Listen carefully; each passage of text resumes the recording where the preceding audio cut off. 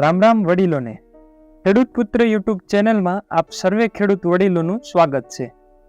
આજે આપણે વાત કરીશું સરકાર દ્વારા શરૂ કરવામાં આવેલ બોરવેલ સબસિડી યોજના વિશે, કે જે યોજના અંતર્ગત ખેડૂતોને બોરવેલ કરવા માટે ₹50,000 સુધીની સહાય આપવામાં આવશે.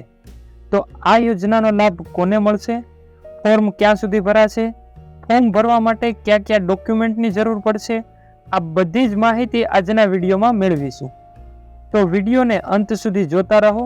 વિડીયો પસંદ આવે તો લાઈક કરો, શેર કરો, તેમજ ચેનલને સબસ્ક્રાઇબ કરવાનું ના ભૂલાય. તો ચાલો વિડીયોને શરૂ કરીએ.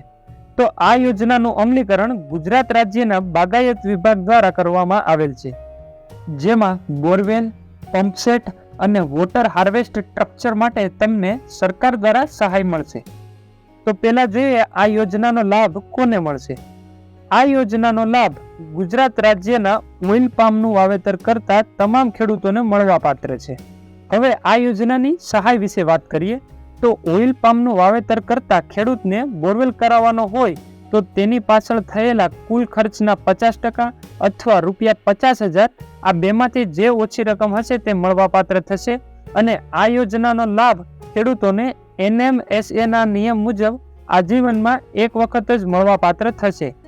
એક વખત આ યોજનાનો લાભ મેળવી લીધેલ ખેડૂતને ફરી આ યોજનાનો લાભ મળશે નહીં.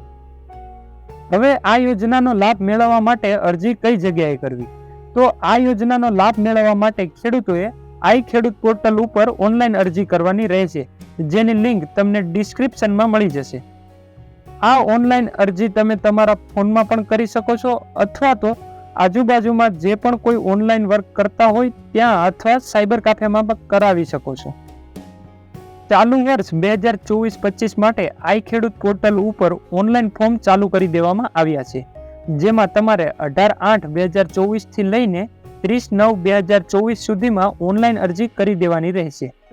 આ ઓનલાઈન અરજી કરી દીધા પછી તેમની પ્રિન્ટ કાઢી તમારા જિલ્લામાં આવેલ બાગાયત નિયામક કચેરીએ અરજીની પ્રિન્ટ સાથે જરૂરી ડોક્યુમેન્ટ 7 દિવસની અંદર જમા કરાવવાના રહેશે.